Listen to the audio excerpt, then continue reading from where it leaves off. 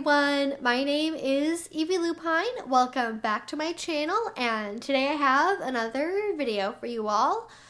I was not planning on filming today. I thought I was gonna sit back and relax and play some Animal Crossing, but the internet had different plans for me because I was up reading YouTube comments, and 99.5% of them are great. I think we have an amazing community here on YouTube of people sharing their experiences and their stories and polite disagreements, but every once in a while you get somebody who just says something and my brain cannot let it go. It cannot.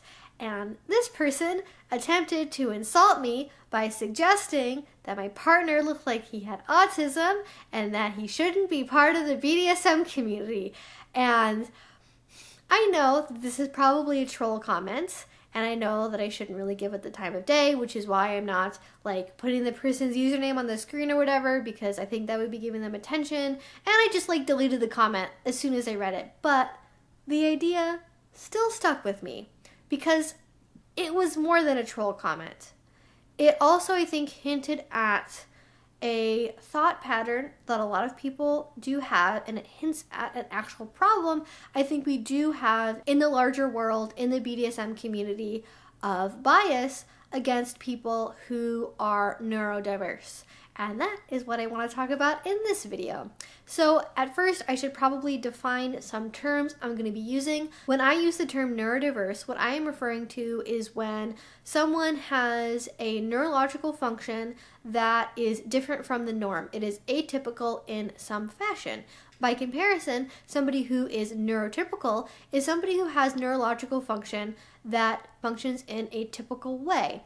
And the reason why this language is important is because it is not about focusing on these things as something that needs to be fixed or is bad or wrong in some way. It is about simply accepting that there is a diverse way of interacting with the world, that different people have brains that are built in different ways, and one of them is not good, one of them is not bad, one of them is not wrong, one is not right. It just is the way that it is, and we need to understand that society was generally built to function with neurotypicality in mind, and so in many ways, neurodiverse people can struggle to fit in with regular society and fit in with certain molds and standards that we have. And when it comes to neurodivergence, this can be for a variety of reasons. It can be because somebody has autism or ADHD or bipolar or BPD, although it is most commonly associated specifically with autism and ADHD, but it can be for many different reasons. And when it comes to neurodivergence, the results of that can mean that somebody maybe has issues with understanding social cues or communication or understanding nuance in gray areas or sensory processing, among many other things. I just want to get it out there now that I am not an expert in these things. I am somebody who has had many romantic partners and roommates and play partners and friends who have ADHD or autism or many other things. And I do get insulted when people try to express that people I know and love are wrong or are broken or need to be fixed. And I really, really want to address this with the platform that I do have because I do think that it is an issue, but I am not an expert. I am simply trying my best to explain with what I know, and so I do encourage you to do your own research. I will have links to people below who are autistic, who have talked about their experiences, people who do have ADHD that talk about their experiences, and I always recommend that you do go to people who have this as part of their lived experience because I cannot give you that, and I think it is important to acknowledge and recognize those experiences. And with these sort of comments, assuming they're in good faith, I think the concern is similar to the broader concern that people seem to have with those who have disabilities or mental illness being part of the BDSM community, which is, can they meaningfully give consent? Can they ask for consent from other people? Do they understand social cues? That sort of thing. Again, assuming it's in good faith, which it probably isn't, but I think people take in biases and prejudices, not always realizing that those thoughts they have are actually coming from a harmful and biased place rather than one of genuine concern, right? And I don't want to assume that everybody who has these thoughts is doing so because they want to hurt others or because they hate people. It's just ignorance, right? And we're here to help people, hopefully, overcome and address that ignorance, particularly in the framework of somebody thinking, oh, this, people with autism, people have ADHD, whatever, they could be potentially dangerous because of this. And it almost gets compared to like not having any empathy whatsoever and not having any ability to care about other people's emotions at all, which is not what this is about in the slightest. It's almost like autism and psychopathy are the same thing, and they're not. Psychopathy, again, it's not really even a real term that people still use in diagnostic criteria, but the general social understanding of psychopathy is that somebody who has a complete lack or care about other people's emotions. They might recognize this person is hurt or sad or upset with me because of something I did, but I don't care. Or I use it to manipulate people.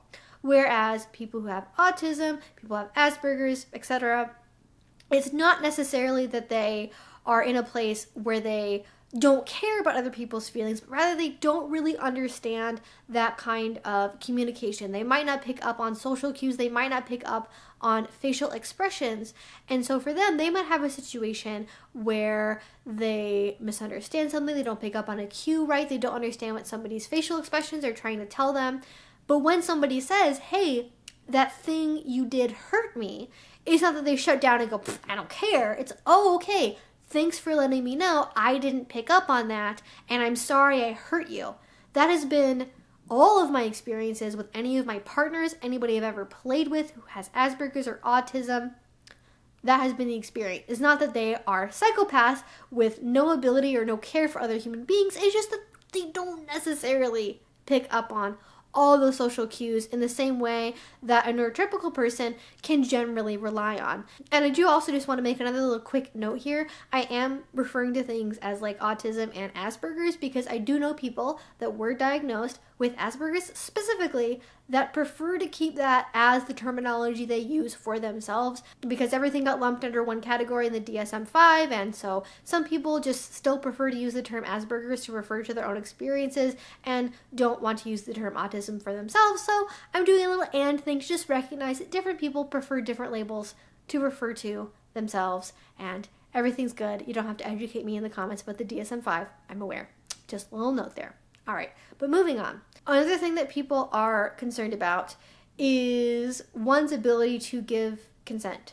And I think I don't really have a great explanation for why people might have this notion other than it is really infantilizing, it is ableist, and it just doesn't really make sense. Like, you can still give consent, like, as long as you're functioning in such a way where you have a rational understanding of the world and you can meaningfully assess risk, the normal things we would want to do for any sort of negotiation in BDSM to make sure that somebody is freely giving their consent, as long as you can meet that criteria, it's all good.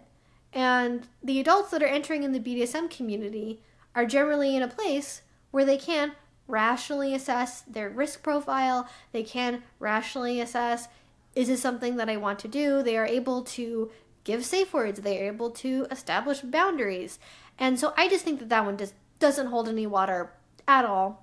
And so what I think I want to do now is move away from talking about people's prejudices and misunderstandings and assumptions and move into talking about why the BDSM community can actually be a positive and healthy thing for people who are neurodiverse. And I think the best thing I can do here is actually just share people's experiences, because I had many people who reached out to me on Twitter. I know many people who are educators in the kink community who are neurodiverse themselves, and I think really, why not? Let's just share some people's experiences of how the BDSM world has been a positive thing for them. So one person said, as someone who was diagnosed with ADHD in 2nd grade, I've always been weird and was not accepted in grade school. The BDSM community has become a home for me this past year. Another person added, kink is great for me because of the super clear and open communication, which I need as an autistic person. Someone else added, I have Asperger's and it hasn't stopped me one bit. I'm not even sure anyone's noticed. I also know a whole bunch of people with Asperger's, ADHD, etc. within the BDSM community. I know multiple people with Asperger's, autism, and ADHD. Every one of them is perfectly capable of consenting. Heck, some of them are even more stable and knowledgeable than me. And then in response to the specific comment I shared about some people thinking that like they can't do BDSM, someone replied, ADHD, autistic, and super kinky person here. That is definitely ableist and very infantilizing. Neurotypical people constantly use our lack of understanding of their norms as a way to deny our adulthood, our independence, our capacity to give and take consent, and our sexuality.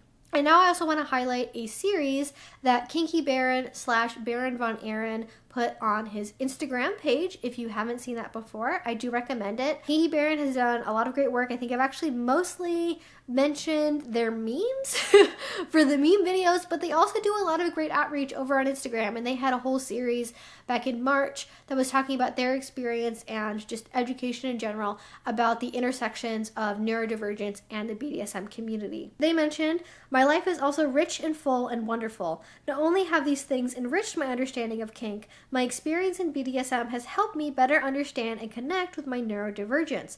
I've met many amazing people in the community who are autistic, bipolar, or otherwise neurodiverse, and it has helped me grow a community. Many neurodivergent people are able to thrive in the BDSM world because we are able to rely on consistent social expectations, clearly defined roles, the ability to create a secondary identity focused on our personal identity, focus on specifics and details, and also just that kink is fun. You often find that neurodivergent people are very active in roles around their local dungeons, events, and classes because the social structure allows us to feel comfortable and to thrive. And those are just some of the thoughts that people shared with me.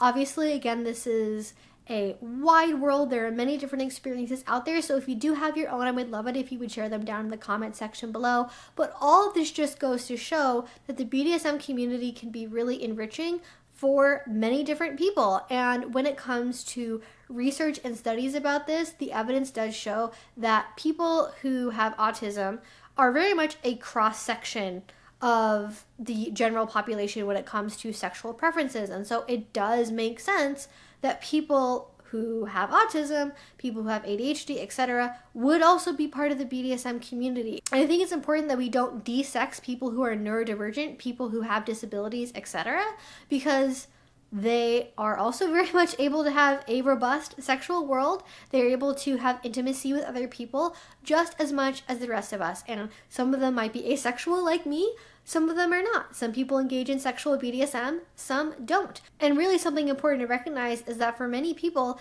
being in the BDSM world is more comfortable than trying to interact in the vanilla one, because we do have such explicit conversations about consent and boundaries. We negotiate constantly. We ask before things like touching other people. It can also be great for people who have sensory processing issues. It can be just a generally really healthy environment where things that would typically be shunned or shamed in the vanilla world are kind of allowed to be out. Things are just more comfortable, and so there's just less pressure there, and it can be a place where people are able to build that second home. I've even heard theories that things like bondage can help replicate deep pressure. I know people that happen to hyper-focus while doing rope. I know people that find the explicit rules and structure of a power exchange dynamic to be very comforting and rewarding because they know exactly what the expectations are. They know what the rule book is, essentially, sometimes very literally when it comes to power exchange. And I don't really know if there's much else here that I can really say other than to just really emphasize that people who are neurodiverse absolutely can be part of the BDSM community. They can be wonderful play partners. They can be amazing volunteers and educators. They can help build our community up. And likewise, being part of the BDSM community can be a really helpful, healthy, fulfilling thing for people who happen to be neurodiverse. The experiences are as numerous as there are people in general, and there's no reason at all why we should be taking in biases and ableism into our community and saying that XYZ people can't do BDSM because of just some absolutely nonsensical reason. It just does not make sense at all. And if we do want to have a kinky, sex positive, open environment where people are able to be themselves, I think a big part of that is also being open to those that are neurodiverse. So again, if you want to share any of your experiences, any of your thoughts, comments down below, I would love to hear from you guys, especially if you are neurodiverse and you're part of the BDSM community yourself. I would love to know, how has the BDSM community helped you? What do you find draws you to the world of BDSM? Is it something that you think about a lot? Is there not a lot of a connection there? I would love to hear from you. Also, again, you can leave a comment down below. If you enjoyed this, if you want to see more from me, you can subscribe because I make videos twice a week about all sorts of kink and BDSM related topics. If you really enjoyed this, I would highly recommend you go to my Patreon. A link to that will also be down below. That is what makes this channel possible. It is the best way to support me. If I didn't have Patreon, I would not be here right now. So if you do support me over there, thank you so much. It means the absolute world to me. And until I see you guys next time, I hope you have a great rest of your day and a great rest of your week. Bye-bye.